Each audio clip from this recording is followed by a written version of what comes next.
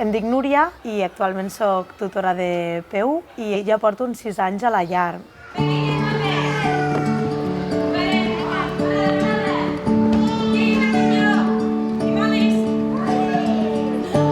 El món de la docència és un món que ja des de petita m'ha cridat molt l'atenció. Ja des de la infància era com un joc i que et fas gran i has de decidir el teu futur, vaig veure clar que havia de ser aquest.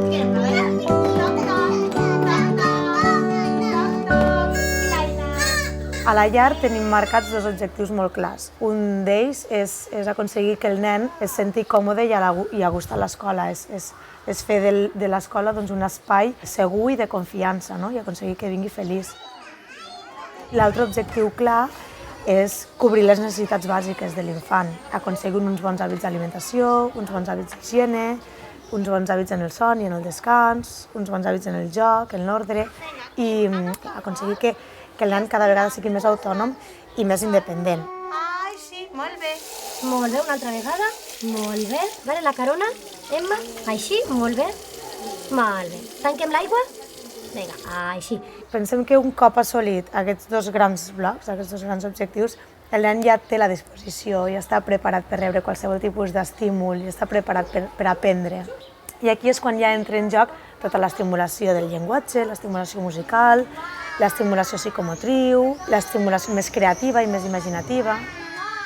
I tota aquesta estimulació la duem a terme mitjançant diferents projectes. Ara cap aquí!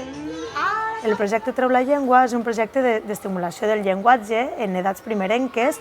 Estimulem l'aparell bucofonador i també ens serveix com a detecció i prevenció de possibles petites anomalies que puguem detectar i sobretot es puguin corregir a temps.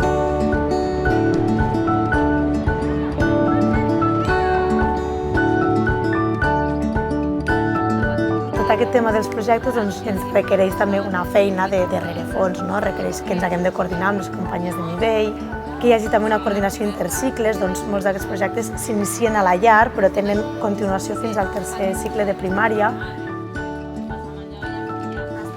Clar, aquí compartim moltes hores i és inevitable que els nens els uns als altres s'agafin a preci i a les educadores, i a la inversa. I aleshores de moments emotius en tenim molts, perquè un infant necessita molt d'afecte.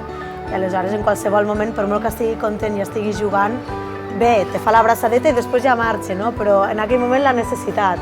I d'aquests moments en vivim molts.